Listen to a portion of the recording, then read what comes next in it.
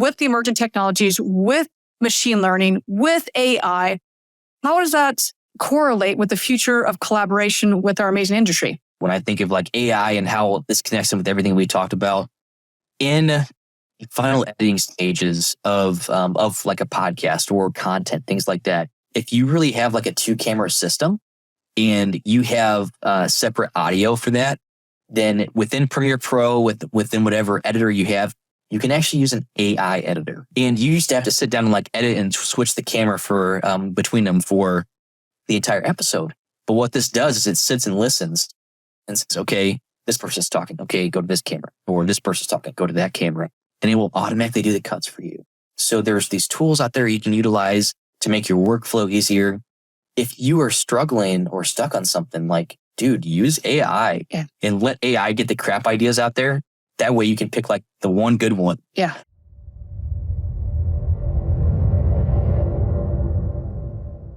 Welcome into Facts, Not Feelings. I am here with the one and only and always smiling Jordan Cox, and he has his signature sunglasses on his head. So you know that we mean business today. I am so excited to have him in today. He is the former digital manager or digital marketing manager, whatever title, because you know that he wore 15,000 hats as every digital marketing manager at an automotive dealership wears. He was, like I said, a digital marketing manager at Gates Automotive. He is now formerly at digital marketing manager at Gates Automotive. Now he is the newly appointed head of community engagement at ASOTU.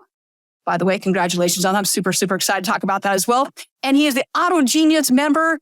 And I got to make sure I get this title correct. I've said it quite a few times. But the most important title is Galactic President Superstar of McAwesomeville, which is by far the best title we've ever had on the show. Hands down, take the title. Here's your award. By far the best title ever. And I told you I'd work that in somehow. So there you go. You did it, Brooke. You did it. Look at that. I tried. I was like, okay, how I'm going to work this in. That's how we're working it. Today we're exploring all about automotive industries, the evolution, and really importantly is the digital transformation of local dealerships. And somehow I just got really serious there. I know I transitioned there real hot there. Of local dealerships. I transitioned. Thank you. But about dealer collaboration, which I know is so near and dear to you. And in particular, the role of podcasts like your own Car Talks by Gates and mine, I'm really excited to talk about the Hot Takes by Gates, your YouTube series, which I'm super excited to talk about that. And we're going to be talking about also the emerging technologies, because why not? We got to touch on YouTube bingo, AI. Of course, you got to talk about that, and digital marketing and how it's shaping our industry today. So grab your favorite beverage, everyone. You know, because I know I've got mine right here. Of course, and we've been talking for a bit, so who knows what's in this as always. You know I've got something here. We're going to jump into this. Buckle up, ladies and gentlemen. We're going to dive straight into this. So Jordan, as a former digital marketing manager and with all the roles that I just listed, including super galactic, super fragilistic, awesomeness, McAwesomeness, whatever that title was that I cannot remember right now, you've seen firsthand of the transformative power of digital technology and in our automotive industry. So can you share some insights with our audience today, how you've leveraged this for our incredible industry and how you've used that for collaboration with our awesome industry? Yeah, of course, Brooke. So first off, thank you so much for having me. Like, this is kind of like a dream of mine, finally coming on your show. Like, I've been your number one fan. Like, I'm just like giving myself that title too. Yeah, exactly. I'm your number one fan. I have been for a while. I love what you're doing. I love what you're trying to accomplish. So thank you so much for having me today and letting me be a part of this. This is awesome.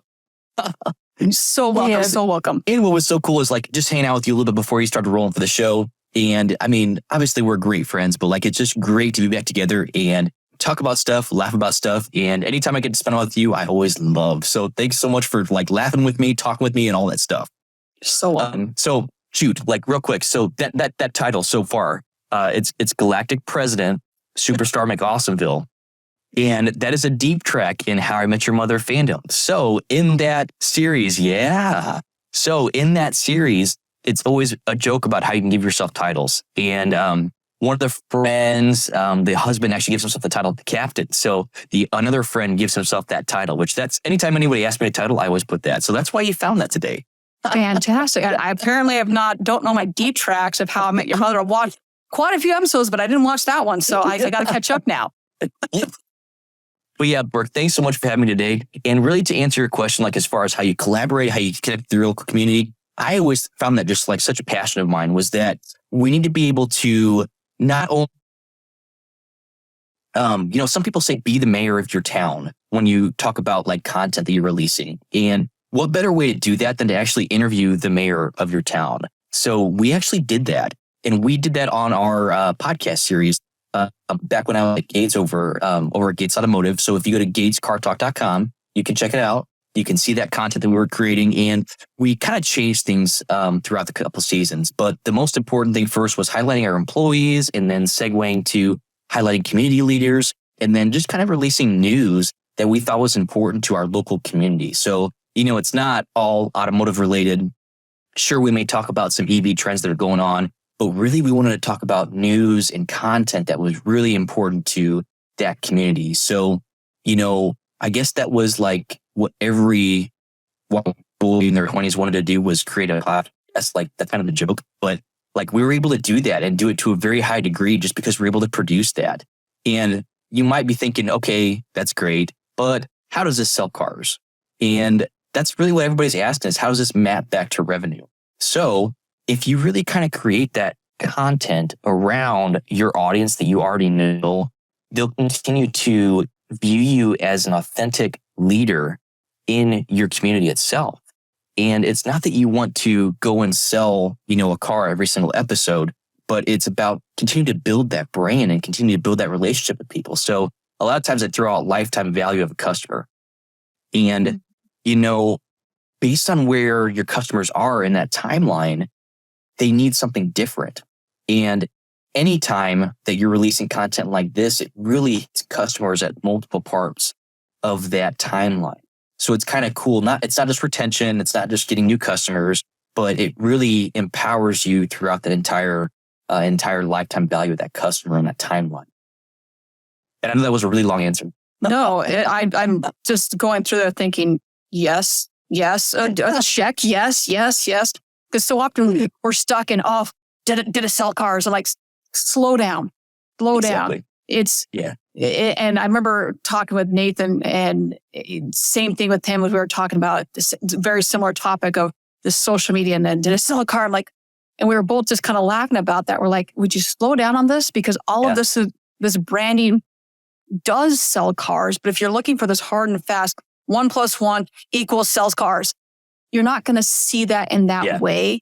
But all of this drives because when I buy anything, especially when you're buying a car, there are so many stats out there to say, I'm going to go look at their Facebook page. Yeah. And how are they? Because if it's just a lease special, finance offer, and then nothing for 6 months. Oh, wait, there's an OEM special. Oh, wait, all these OEM specials are the same for every single OEM out there. Oh, that's funny. First off, Google's going to slap you on the wrist for that, but it's a whole other episode in itself.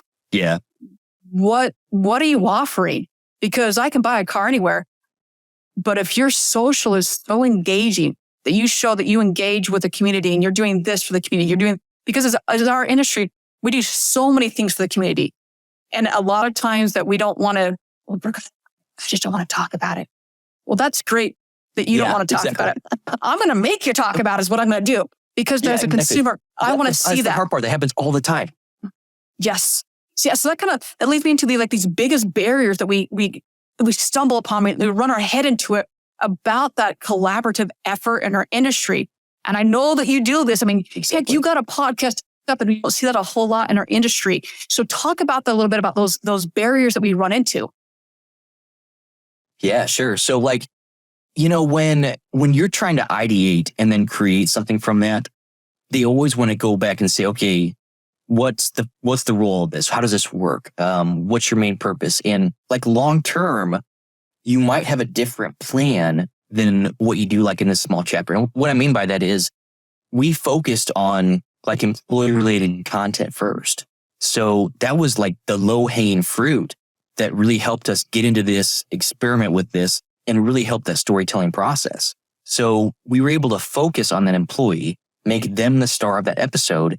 And then all of a sudden they're sharing that with their own network and their own community, talking about, it's not talking about, hey, how do you sell a car? Not at all.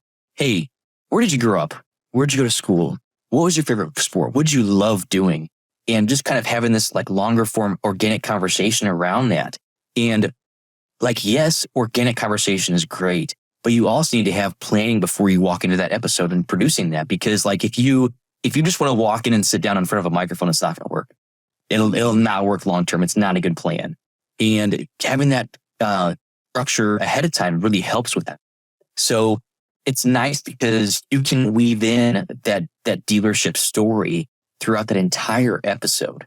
So it's not like, hey, what makes Gates so great and why should you buy a car from Gates? It's like, no, actually, thanks for coming on the show.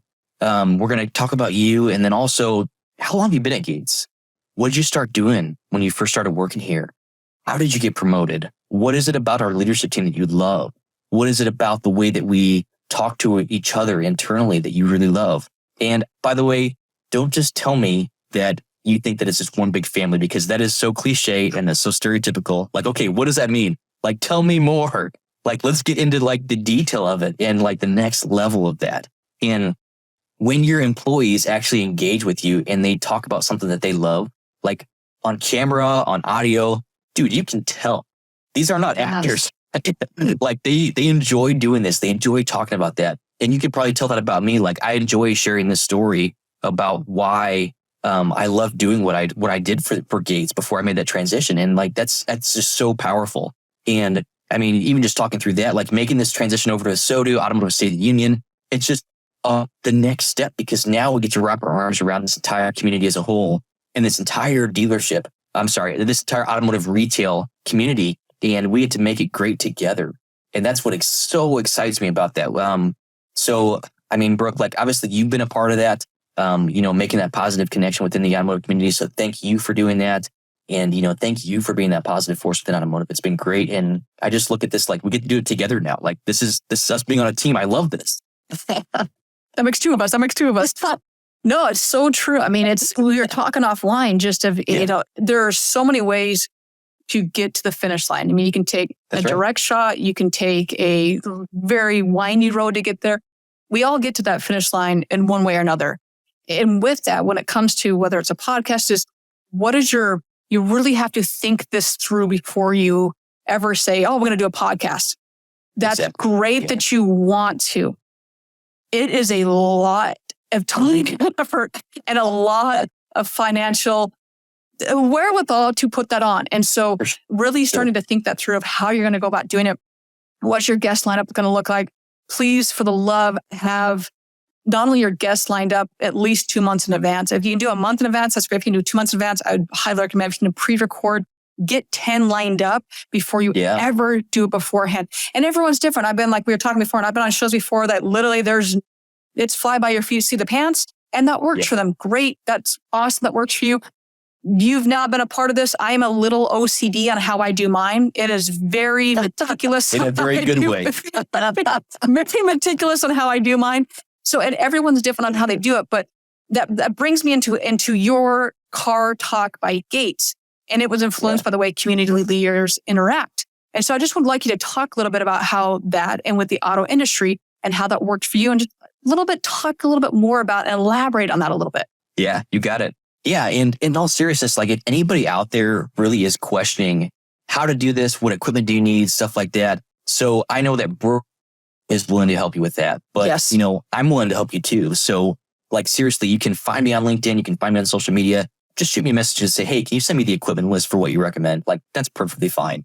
Yeah. And then there's a few other things like workflow wise, you need to think about how are you going to shoot it? How are you going to edit it? What's the audio being captured on? What's the video being captured on? And now we're kind of in like the detailed part of this, and this might sound overwhelming to people, but I guarantee like if you go through and do this, if you do it the right way, it will be so worth it because you're going to have this quality piece of content now that you can use forever. I'm not even joking about that, because now all of a sudden we have something that you created for your dealership, for your store, And you're able to continue to use that on your website. You can use it on social media. You can find it years later and use it again because you're talking about stuff that's relevant for the most part, anytime. Because you have if you're having an employee on there, like a salesperson, that salesperson is talking about what their relationship is with their employer or their relationship with the community. And that stuff works all the time. And there's so many different ways you can spin that, so many different ways you can use that. You don't just have to use it as a podcast episode. You can use it as video on social media. So maybe your entire episode is like 20 minutes long, but you can do what Brooke does and make YouTube shorts out of it. You can publish it on social media using those same exact topics, like shortened down to that narrow section. So in all seriousness, if you're really ready to take this to the next step, don't worry about the name of your podcast. Like, don't worry about it. Like, move on. There's better things to do than focus on the name for 40 hours straight. Just learn from my mistake. So move on, focus on who you want to have. And I would start with who you have access to, like who is easy to work with. Who do you know would be able to knock it out of the park? So let's say you are in a dealership as a digital marketing manager, like I was over at Gates Automotive. Who do I have access to? Well, I've got access to salespeople. I've got access to sales managers. I already knew people who would be at the top of that list that could really knock that out of the park. So it's kind of easy to have a conversation with them. Say, hey, here's what I'm thinking about doing. I really want to have this show that we create together. I'd love to have you on as a guest. Start with that. Then you really need to have, I know that the number is going to vary. I recommend having 10 episodes that are already prepared. Yes. When you go to release, because you need to have that content there so that the person can consume the next episode just like that.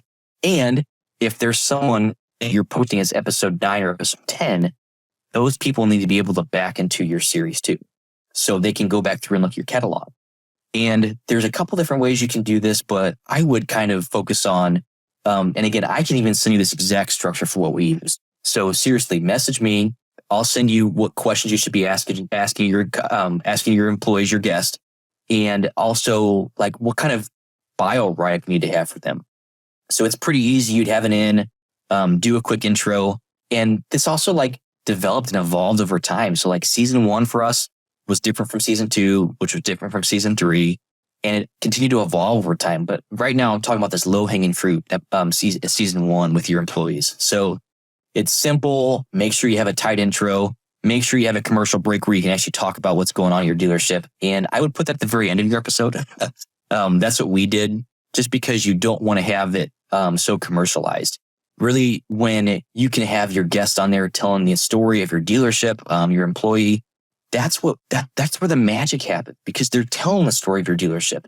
They're with passion. And just so you know, it is going to take practice too. Like, it's not going to happen perfect. Like, you look at, if you're watching Facts Not Feelings right now, you look at Brooke every week and think she's a superstar, because that's what I do. I look at that and I'm like, oh my gosh, how is Brooke knocking us out of the park? Go back and watch my first episode. It was rough. Yeah, but like seriously, Brooke, like how many episodes did you have to do where you were like comfortable with it? It was a ton, wasn't it? It was a ton, yeah. And we were joking before offline. My very first guest was my brother, and I talked to him just a couple days ago, and I go, we're bringing you back on just because of how, one, thank you for being my guinea pig. But the very first episode with my first guest interview was still a Zoom. And I thought that I had it set up where it was, interview style like this, but with rectangles. And once the interview was done, hour later, I go back and watch it, and literally the camera was on my brother, Jordan Furniss, the entire time. And I was like, well, that sucks. I didn't have a mic. I had like a lapel, like wired mic. Sure. I didn't know what the hell I was doing.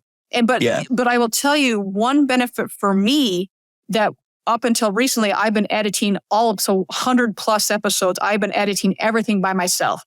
And doing that, I was able to go back and watch, okay, Brooke, and I've done a lot of public speaking, but that first time you turn on the camera is really different than public speaking, because you're just talking to a camera.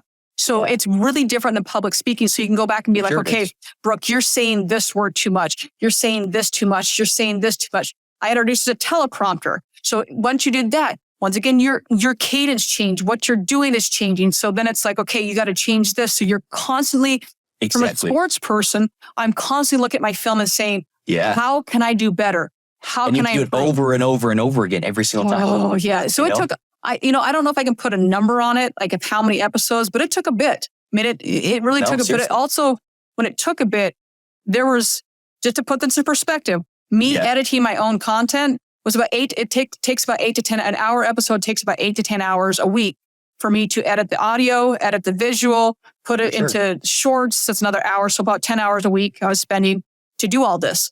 So while it takes some time, I also was spending significant time also looking at everything. So if you're having someone else edit your content, please go back and watch yourself, because you are then watching your game film to say, wait a second, I'm saying, maybe I'm replacing my ums with so, or maybe you need to work on your voice inflections or whatever it may be. It's, real quickly, you're like, oh shit, I'm saying this way too much. Yeah. But like in all seriousness, especially like the stuff you say over and over and over again, like the intro, like you get that down so fine tuned that you will do it in your sleep. So I haven't done this in a very long time, but let me try it real quick. Hey everybody, and thanks for tuning in. Our talk presented by Gates Automotive, where we talk about everything car related, from buying, selling to financing and servicing. Today's guest, and you would go into that. So like, but you do it over and over so many times that like finally in your sleep, you're like, oh, there we go, blah, blah, blah, blah. And like, dude, it's been a while since I've done that intro. That's kind of crazy. Yeah, it's kind of nostalgic. Oh, that's nice. Yeah. But it just takes practice, and it takes going back through and looking at that. And so over at ASOTU Automotive State of the Union, obviously we've got Paul Daly and Kyle Mountsier, and they do an excellent job at presenting themselves on their morning show and even on content that we produce all the time. And people will look at that and think that, oh, they're just perfect the way that they are. But like, no, like that legitimately took practice.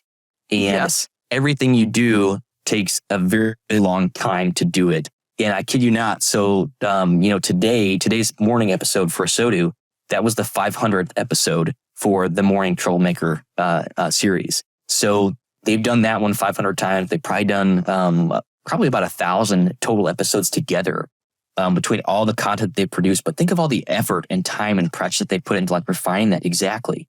So it takes time to do that. But to be able to get to where you're going, you have to start somewhere. And that's why they always say that the full first step in becoming the matter.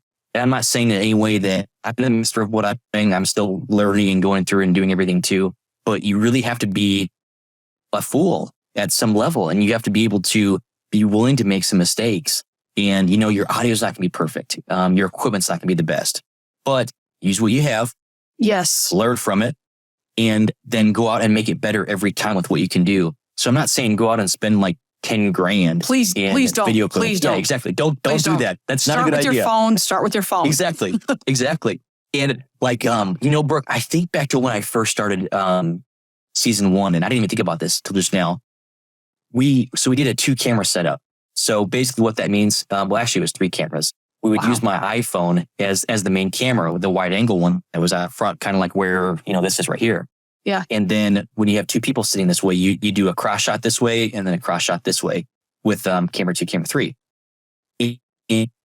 Camera 2 and camera 3 was borrowed. Nice. Camera 2 was a DSLR that could only record 20 minutes tops. So what that meant was I had to have a timer on the wall that I had to watch during the episode, so that as soon as it would get close to 20, I'd be like, okay, yes. And then I would walk over, restart that camera, and then come back and act like we were just asking that question again, just to keep that conversation going. So again, I kid you not, you can go out and do this with, very little equipment. Use what you have. You can go out and do it, and you will make mistakes, but I promise you'll get through it. And, there are times where you can reach out to collaborate with people. I just believe that collaboration is so important to everybody. And not only with your employees on your podcast, if you're going to go through and do that, but the content you create, but also with your community, whether it's people like Brooke Furniss, who you collaborate with, who you can comment with on LinkedIn. So Brooke, you know how this goes, but your audience probably doesn't. So I call myself Brooke's biggest fan on LinkedIn, because I was always oh man, I love what she's doing. And I would go there and comment on stuff. I would consume her content just because it was so great to see that. And eventually I considered myself her fan, and then eventually I became Brooke's friend. Like that's how it works. It's true. And that's your community. And like I think back to the Kane event where easy on the next comment here. Easy on the next comment. You're right. We gotta edit this, right? So I think what happens there stays there. So I think back to like the Kane event, to like how that was great to finally meet someone in person that like I loved, and that was already part of the community, and I loved collaborating with, whether it's like texting with them, whether it's messaging with them. Like I just loved that part of it, and that's why it was such a good segue now to go to ASOTU, Automotive State of the Union, and spend more time with Kyle, with Paul, with Michael Cirillo and that entire team, because like that's really what we're all about. Is we're about connecting that community as a whole and collaborating with that community. And shameless plug real fast, we do have an event next week at ASOTUCon, and Brooke doesn't know this yet, but Brooke's audience can also get a special offer on our tickets for next week. So if you don't have your ASOTUCon tickets, you need to be there. If you haven't heard of ASOTUCon, that's my fault, my bad. I didn't do a good enough job telling you about it. Let me tell you what it's about. Go to ASOTUCon.com, check it out, and your promo code is FNF100. And that'll give you $100 off a ticket right now. What was the code again?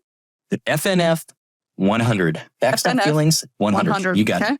Yeah, I'm going to put this actually up on the screen right now. So it's F1F100. Is that correct? You got it. That's it. Right there, ladies and gentlemen. We got it right. If you're watching, and I can't. Part of a great event. Exactly. That's it. Right there. Boom, shakalaka. There. Right in real time, ladies and gentlemen. Yeah, it's like it'll probably somewhere. You never know how. I'm actually going to leave this up here right now. You never know how it's going to switch in post production, but it's right there. Yeah, you're right. Facts, not feelings. Facts, not feelings. FNF 100, ladies and gentlemen, and that's for ASOTUCon, and that is which. Say the dates on that one more time. Let our audience know. So that's gonna be next week. It'll be September 25th, 26th, and 27th, and that's in Baltimore there. So there are a couple of ways you can get in there. I'd fly straight into Baltimore, spend some time with us, spend a couple of days, but it's all about collaborating, connecting, and really getting involved in the local automotive community. Like, yes, we're going to talk about theaters. Yes, we're going to talk about DMS stuff. We're going to talk about tools. We're going to talk about technology. But our entire goal is to have everybody leave that event feeling energized and ready for that next step. And Brooke's been a part of that before. This year, we're taking it to the next level, making it even bigger and greater, whatnot. And it's something that we want everybody to be a part of. So that's why we want to do a special offer for your audience. And, we just want to give back to the community. And that's a small way we can do that. Love it. Love it. Super excited. I will be there. Shameless plug, right? But for good reason. I mean, if you haven't got your tickets, definitely get them last minute here. Work it out here. So super excited about that. I actually have to book my airfare out there. I have the hotel, but I've not booked my airfare. So I need to book that here. So it's last minute here. I got to book that here. So super excited about that. It'll be great. Thank you. That's very, very generous. You're very excited about that. So we have the collaboration portion of it. And then when you think about that, the transparency is really, really crucial, because transparency, that's also authenticity, right? So what role does transparency play in a successful industry collaborations? And how can our industry and how can companies ensure that they're maintaining it?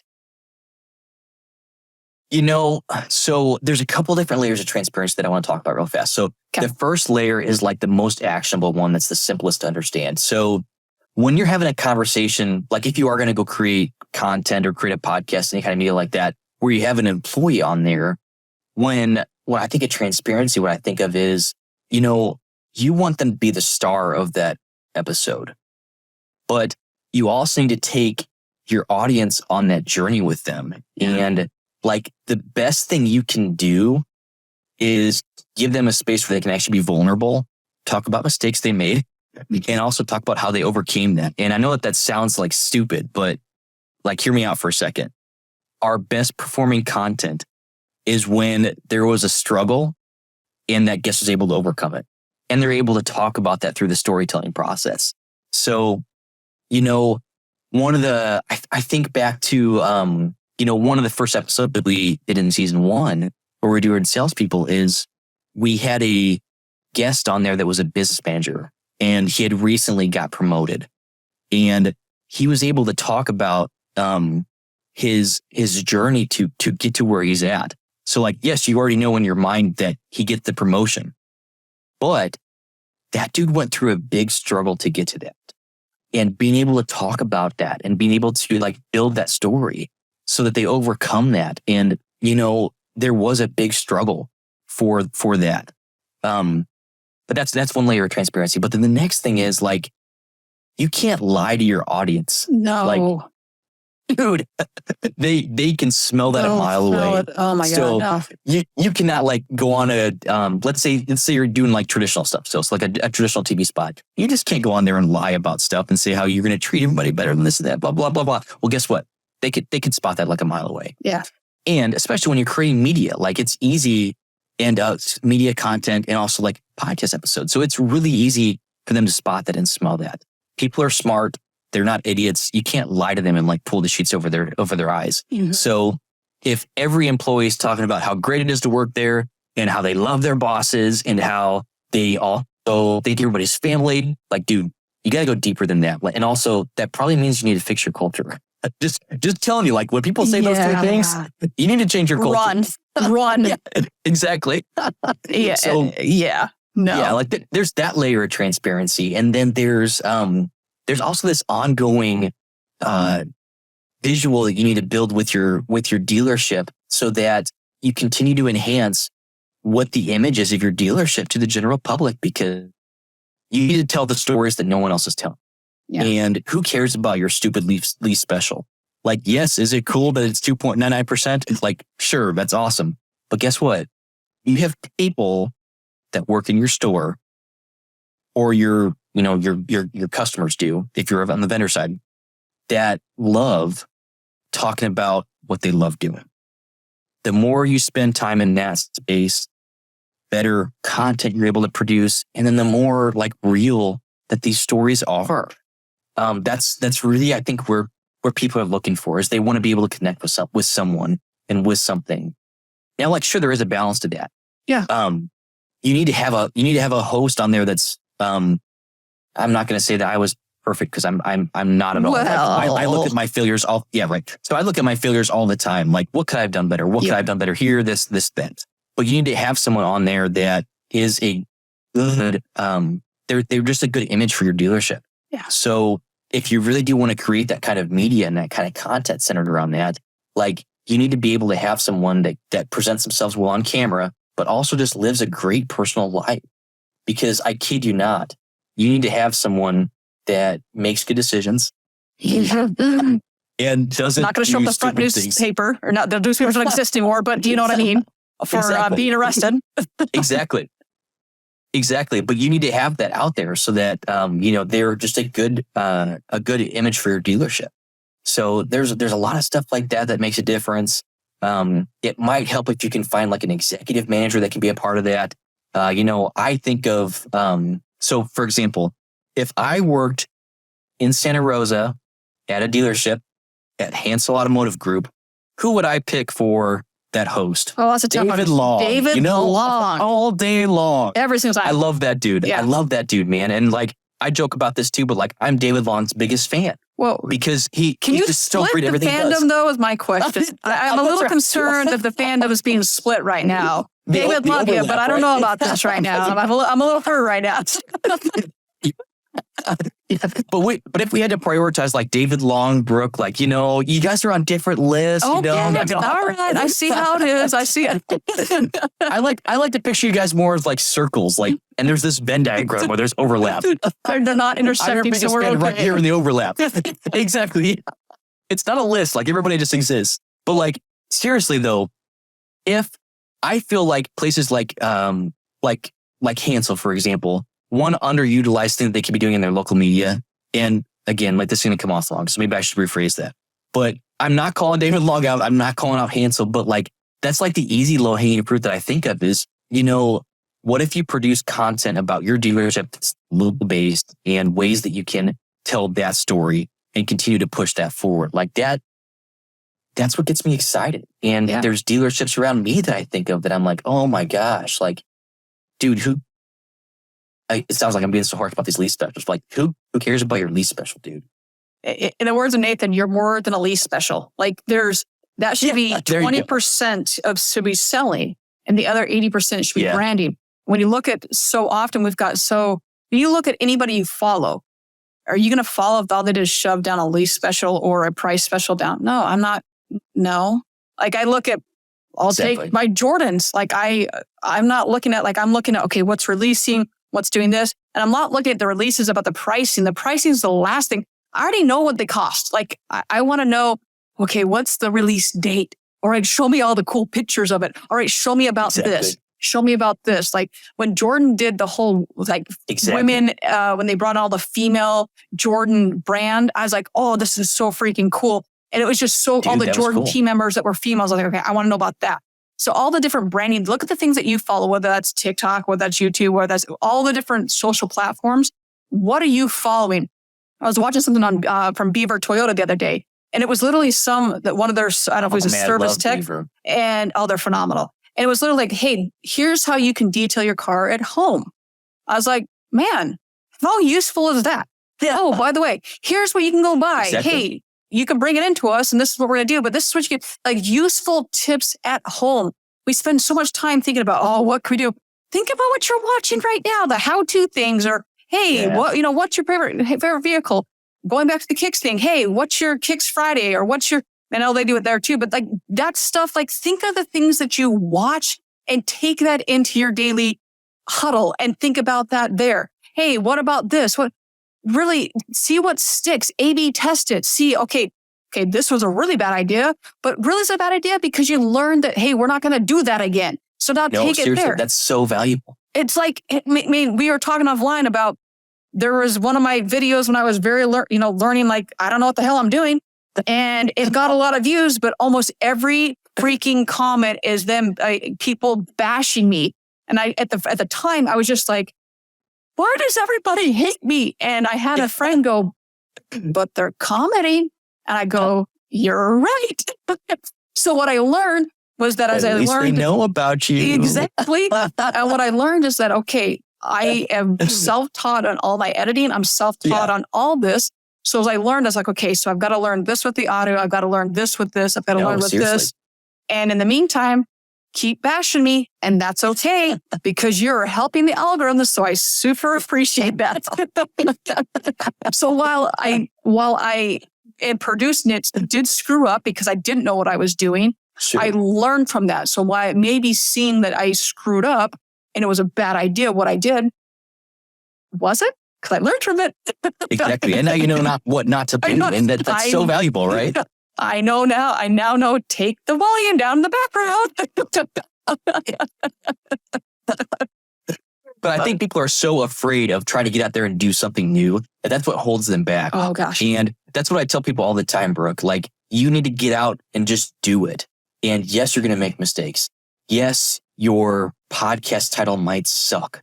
Or you might talk about the wrong thing. Mm-hmm. Or you might have on the wrong guest that's going to like clam up and not talk about anything. But guess what? Yeah. But yeah, exactly. But guess what? Like, you did it. You went out there and you did it and you talked about it. And like, yes, it sounds like I'm just like saying the same thing over and over again, but you need to have your people on camera talking about your dealership.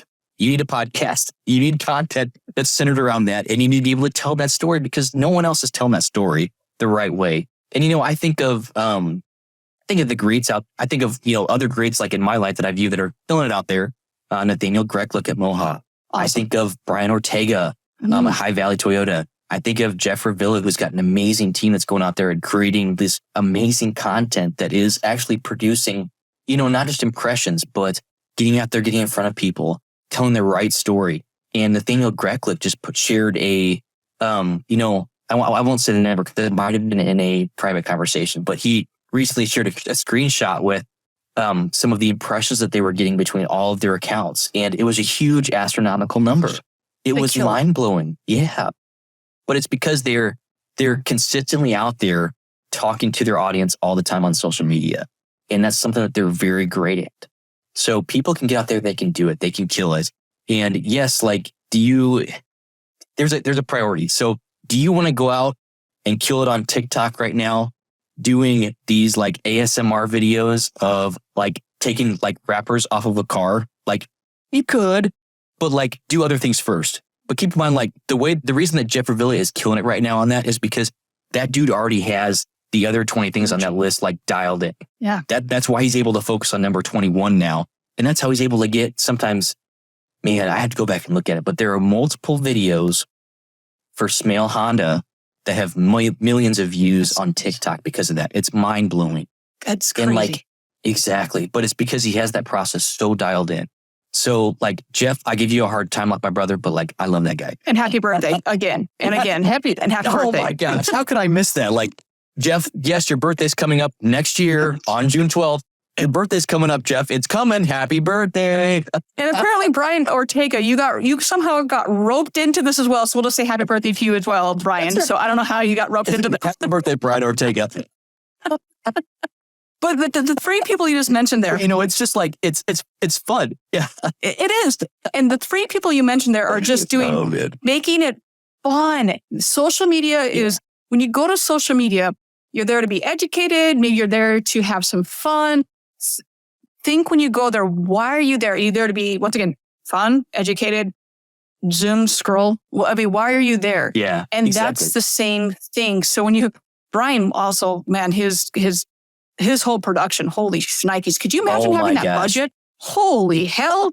I would kill for that budget. I know. No kidding. Dude, I love that guy and everything he produces. It's amazing. Incredible.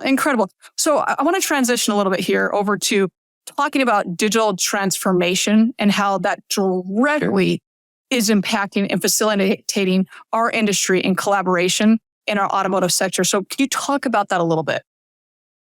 As I just hit this. Yeah. So I think that the evolution of digital has really brought us to these new opportunities. So for example, even if you create content on social, like again, social is part of your strategy. There's a bunch of other things too. But even if you just created some organic social content that exists out there and you're able to tell your story and the story of your staff, once you get past that, the next step is your community.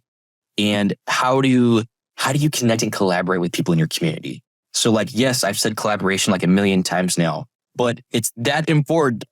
So I think of very simple ways you can collaborate with people that are doing great things in your community. So look at everybody and then look at those intersections and say, okay, how do we talk about stuff that's important to our audience, important to them, important to what we're trying to accomplish too? And how do you connect with them and push that out digitally? So like, yes, you might just be releasing it on social, but now all of a sudden you can also use that same content on your website. You can use that same content on other on YouTube and other social media platforms. Like it's just that mind blowing that you can now use all this stuff at different places. So back to the local community collaboration thing and tying that back into digital. I think that now, because you're able to make that person a star of that episode and you're able to use it on social media, that you're actually able to reach a new audience that you weren't able to do before. So let's say that you have, let's get an example. Let's say you do interview the mayor of your city, whether it's a big city or a small city. Well, now all of a sudden, if you get the right people to share that to the right network, then you're reaching a new audience that you're able to build authenticity with, you're able to connect with, and then you're also able to get some domain authority. And like, yes, that's a SEO term, but I like using that like, hey, here's the domain of where you live, and here's why you're an authoritative member in that community. Amen. And there's just so many different ways to do that. So even if you take it a step back and you look at what you're able to produce with like your employees, because of the magic of social media and how that works, and because they're the star of that episode, they're going to share that.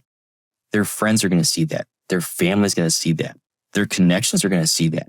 And now all of a sudden they're sharing something that they're proud of to an audience that already knows them, but they just like them that much more. And there's ways that you can continue communicating with them too. So I think that that's a very powerful way to leverage not just like your initial connection of social media, but like the jumps to other connections. So anytime I talk about like numbers of reach for social media, I always use this analogy. It's like if Brooke knows 1,000 people and Jordan knows 1,000 people, and then all of Brooke's connection also know 1,000 people. Like you're able to get to 1 million super fast. Yeah. Because think about it, like what is 1,000 times 1,000, that next step, it's 1,000,000 already. Yeah. Because it happens that quick. And like, yes, that comes from, so let me tell you the roots of that real fast. So there's a guy, love him or hate him, his name is Dr. Jordan Peterson. And he has this book called 12 Rules for Life. And basically the way that he looks at it is, hey, you can have a positive influence on 1,000 people in your life. And each of those 1,000 people can also have a positive influence on 1,000 people in their life. And now all of a sudden, because you made a positive impact in them, you can actually positively impact 1,000,000 people. And that's how you do it. So that's where that comes from. I love it. So we'll give him credit. No, it's true. It's that ripple effect is so far reaching. So we've talked about the digital transformation. We're talking about social. We're talking about all these collaboration events. You've been in a dealership. I've been in a dealership. And we know other people's in dealerships. And we know that a lot of times there's that hesitation of, I'm a GM, an owner, and I just don't really think that I really want to embrace this digital transformation or this collaboration. So what advice would you give to those GMs or those owners out there that are just a little reluctant to everything that we're saying right now? Sure. So there's always that hesitancy point, but I think there's also, there's a couple different perspectives on it, because let's say you were at a dealership that was doing the same thing for the last 15 years. In fact, I just had this conversation this morning with Colby Joyner. Okay. So shout out to Colby. Hi, Colby. But one thing that him and I were talking about was, there's these dealerships out there that have been doing the same thing for 15 years. Yes. And his example, our example was that, if you've been doing the same thing for 15 years, that was in 2008. Mm-hmm. And yes, in 2008, you could spend $150,000 a month on TV within your area, within your local TV station. But nowadays, that's not the best investment. And that's why he was able to save so much off of his bottom line just by not spending that. And then now you can focus that reach in other places on your marketing budget. So because of the power of digital and how things are moving forward, some dealerships still break down like traditional versus digital. Like those are completely different departments. Yep. Don't do that, because like the future is like one team, one effort. But the problem is it's been that way for so long. And it's been so ingrained, like, hey, we need to spend this much on TV. We need to do this direct mail piece. We need to do this. We need to do this bench. We need to do this billboard. We need to do these things that, cost a lot of money that you might not be able to tie back to the attribution part of it for the sale. If you invest correctly with the right partner on digital, you'll have a track back. So you can actually see who you the audience you communicated with, and then you can have that track back to see if it actually turned into sales. Now, again, it's got to be the right product. It's got to be the right audience. All that stuff got to be the right partner. But that's possible with digital. Yeah. And I don't think a lot of people understand that. Yeah. So I think it's that people are just not willing is the wrong way to say it. I think they're scared to change. And yes, what we need to do in the next 5 to 10 years is different than what we've been doing for the last 5 or 10 years. Yeah. But once you get out there and you make that change and you're willing to be a part of it, jump in the deep end and make it work. And, it's not even about like doing something completely different. I think it's about changing something like 1% every day. So again, like if you use that method and you change something 1% every day, the cumulative effect of that and the cumulative payoff now all of a sudden gets to such a higher number long term. So I'm not saying that you need to change directions. Like if you're heading this direction towards this, it's not like you need to completely change and go this way. No. It's like you just need to change just a little bit and focus like this and then turn a little bit more and pivot that way. Yeah. And it's just really more about getting effective spins so you can do more of something as opposed to just throwing money out the door. So that's why I would say that you at least need to look at it and try and make the change. And yes, like when Brooke, when you and I throw out digital, like, yes, that's like a huge category. Like digital marketing. So what do? I'm like, let me narrow that down for you a little bit here. Yeah, let me tell you. Yeah, exactly. Yeah, exactly. Yeah. But like, that's why you joke, Brooke, that like the digital marketing manager wears like 15 hats on their head. Minimum. Because now all of a sudden they're like, I don't know what that is. Give it to them. IT, turn off the light. IT, yeah. Party planner, staff photo taker, counselor. Seriously. What are you? Okay, yeah. Exactly, Brooke. But that's the problem is that we think that the digital marketing manager can do everything. And like, yes, there are certain people that can be in that role that can do that. And perfect example, you just nailed it on the head. Most people will think that a digital marketing manager or someone in that role should be able to be skilled in photography, skilled in videography, skilled in audio capture.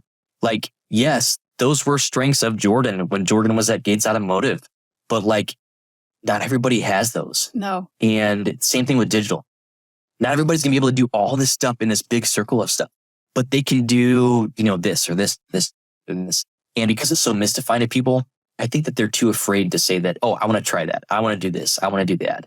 But I promise you, like, get in there, just learn some stuff. And it doesn't have to be a lot. It can be 5 or 10 minutes a day. You're like, okay, I'm going to go learn about this today. Yeah. And I'm going to go learn about that. And maybe it even starts with your third-party listings. So go look at cars.com, go look at Auto Trader, go look at Car Gurus and say, okay, what like attributable points can we look at for shoppers? And what kind of trackbacks can we see? And I know, like, Brooke, we were like just ripping on GA4 big time before this because of all the struggles. But like, yes, it is hard to set it up. Yes, it is hard to learn it. Yes, it is hard to get everybody to cooperate and get everything like working correctly. But once you have all those pieces that work together, or realistically, like the majority of them. Yes. So like, let's say you got like 60 or 70% of it working good. That's awesome. Yeah. You can now use that picture to actually tell a good story of what's going on with your shoppers. So I think that that's so valuable. And like, yes, is this surface level stuff? Extremely. Yeah. But you should know it exists. One, you should know it exists. Two, you should have someone that's focused on that in your dealership. And three, you should just invest a little bit of time in it. And, I've been very thankful that throughout my 10 years in automotive on the retail side, and, at dealerships, like I've been so thankful to have people that are willing to like understand that and empower you. Like I kid you not, Brooke, like, I know that I was joking with you about like crying earlier about something like about my transition during Gates, but like seriously though, like it was so powerful and that was so meaningful. And there have been so many good relationships that yes, you might have said bye to one thing, but guess what? Like that opens up, you're saying bye to those things because you open up a new chapter in your life. And that's my soapbox. Like Brooke, like I'm excited to be at ASOTU helping like collaborate with dealers and connect and communicate these important things. And I'm just thankful for people like you that are out there also doing this with dealerships too and helping educate them. So thanks for leading the charge, Brooke. Oh, thank you. All that being said, you rock. Like Bill was saying, and I know that we were going to touch, after that, I was like, I'm looking at the next question talking about AI and I was like, I don't know, but I guess we can get in. You're like Jordan's crying on camera. Like, we want to go this way. I'm going to get into this enough. I mean, so I'll leave it up to you on this one is that I know we had teased that we were going to talk about AI and machine learning on this. We got to now. And we had talked at the very beginning about don't stress about your name of your podcast. There's so much AI and so much machine learning out there that I use it at 98% of my day. Like I throw it in there and it's not just I ask it once, Seriously. You're just constantly asking this. And so if you're worried about something like that and you have questions, I mean, I did a chat. I honestly need to do a follow-up to ChatGPT and AI and all that and just kind of walk people through it again because it's ever evolving. So if you've got a question like that, I mean, throw it into ChatGPT and see like, hey, what ones are actually are good ones? And then, but it's the prompts. If you don't know how to do prompts, that's a problem because you're going to get, honestly, if you're not getting good results, it's probably because your prompt sucks. So with the emergent technologies, with machine learning, with AI, how does that correlate with the future of collaboration with our amazing industry? So very like low hanging fruit when I think of like AI and how this connects with everything we talked about in final editing stages of like a podcast or content, things like that. If you really have like a 2-camera system and you have separate audio for that, then within Premiere Pro, within whatever editor you have, you can actually use an AI editor. Yeah. So you can look it up real fast. Just look up, there's a couple of them out there, but just look up pod editing AI. Yeah. And what it'll do, Jeff Villa was actually the one that got me onto this. And I was like, oh, dude, that's cool. Podcast is great. Exactly. Yeah, that's a good one. And you used to have to sit down and like edit and switch the camera for between them for the entire episode. But what this does is it sits and listens and says, okay, this person's talking. Okay, go to this camera. Or this person's talking. Go to that camera. and it will automatically do the cuts for you.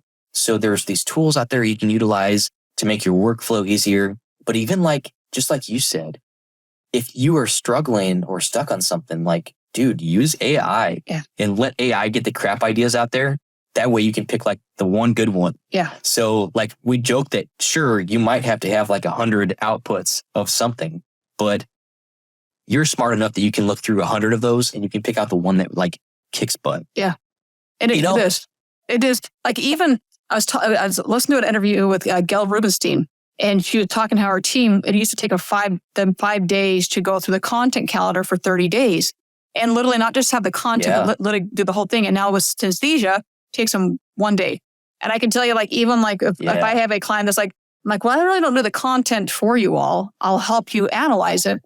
Sure. But I can quickly throw it into ChatGPT. Now I'm going to make sure the prompts are correct, but I can have a 30-day calendar out to you and make sure it's good. Yeah. Give me a couple hours, I'll have it out to you. Like it's, Now, if you want the content, now you're going to have to take, make sure you have the right tool or have the right plugin to make sure it's there correctly. But there are so many tools out there, you've got clips. I was using Vidyo for a while. There's so many other tools out there that you can figure out what it is that you want. Man, there are so many tools to make your life so much easier. A year ago, that was not necessarily the case. Well, like in all seriousness, Brooke, like I know we've been joking about how cool like AI is and how much we've been using ChatGPT now in our lives. But think about it. If you are responsible for producing social content, text social content on for your dealership, dude, you should be using ChatGPT right now. Like that will help you produce, just like you said, the entire content calendar for what you're looking for. Yeah. And you can even tell it based off what you're looking for, saying, hey, for the next 30 days, I need to post to Facebook twice a day. And I'm not saying to do it that much. I'm just showing you the power of AI. But I need to post twice a day. I want to focus on this stuff 10% of the time, this stuff 40% of the time. And then I want to focus on community-related stuff 50% of the time. And you can give it that, and then it structures it all for you. Yeah. Which is amazing.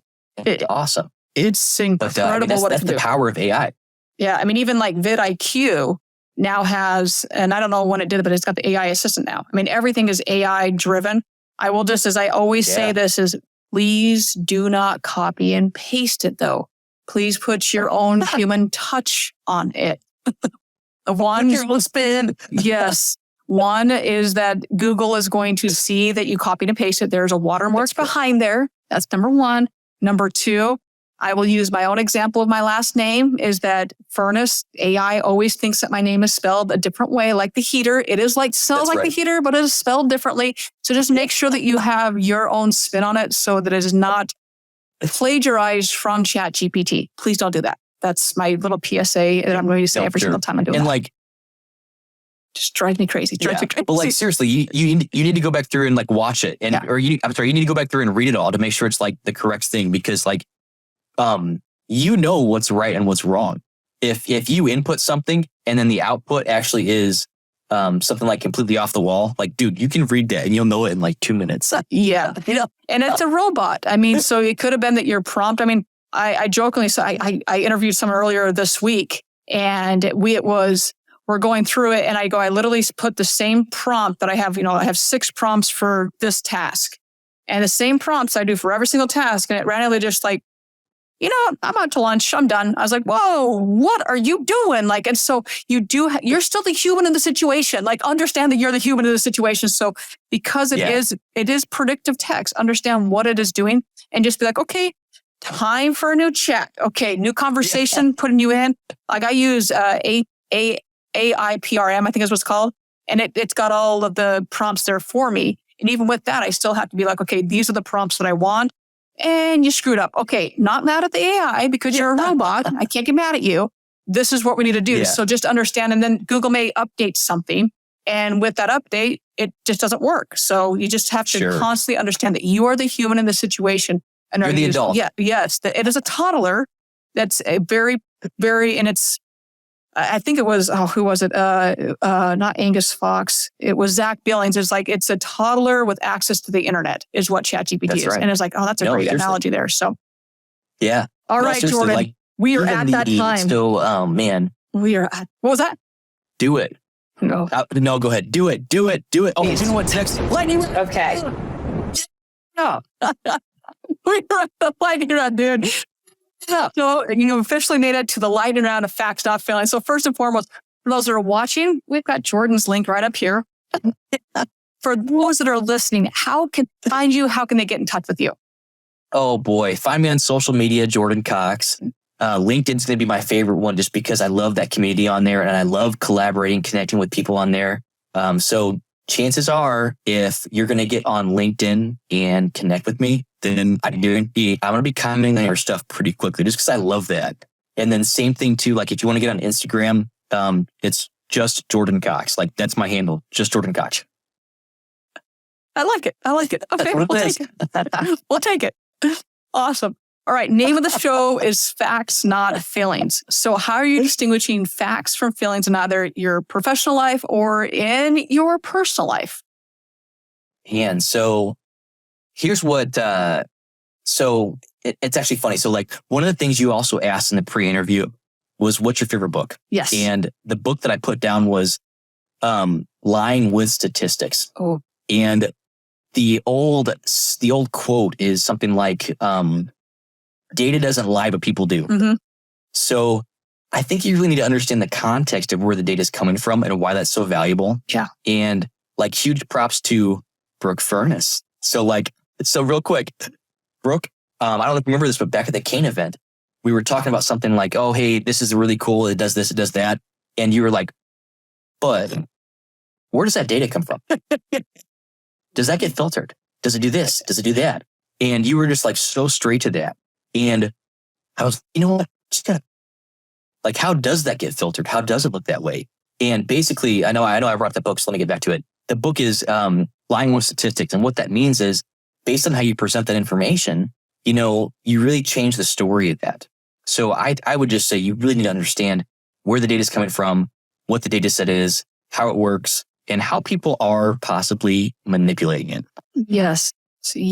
Oh, God. That is something that using a report to prove your point and 80% of statistics are made up. Yeah, because anyone can make up a statistic and move it to their point. Yeah, exactly. But working the facts to say, this is a fact, not a data point of statistics that I want to prove my point. Yeah. No. This is proprietary knowledge of a dashboard that I'm like, whoa, say what? Yeah, exactly. Yeah. So, and you can have a lot of different dashboards, but are those dashboards going in the same direction? Because if one's going a completely opposite direction, maybe look into that a little bit. Yeah. Okay. So let's go. You knocked out a favorite book. We knocked out Facts Not Failing. So let's go with what TV show, I think you mentioned it already, but what TV show are you currently watching? Oh, man. So two that are on repeat all the time. The Office, of course. Yes. How I Met Your Mother. Oh, I'm going to have to toss a couple more now. Parks and Recreation. And then, I was late to the game, but there's another one I really like, which is called The Good Place. Yeah. And if you haven't had a chance to check it out like you should, and Brooke, it sounds like you know exactly what I'm talking about. I do. I haven't watched the whole thing, but I've watched quite a few episodes and it's awesome. Yeah. It's awesome. Jordan, thank you so much. It's been such a pleasure. I'm actually going to put this up for one more time. Brooke, thank you. Thank you. We've got once again, if you're going to or thinking about going to ASOTUCon, we have got the coupon code up again here. Once again, it is FNF100, courtesy of the one and only, always smiling with the sunglasses, the patent sunglasses of Jordan Cox. And everyone, as always, this at this point. Find a way to serve today, whether that is a kind smile or opening up a door for somebody. Just find a way to be the joy and find a way to help somebody. And with that, everyone, we will see everybody next week.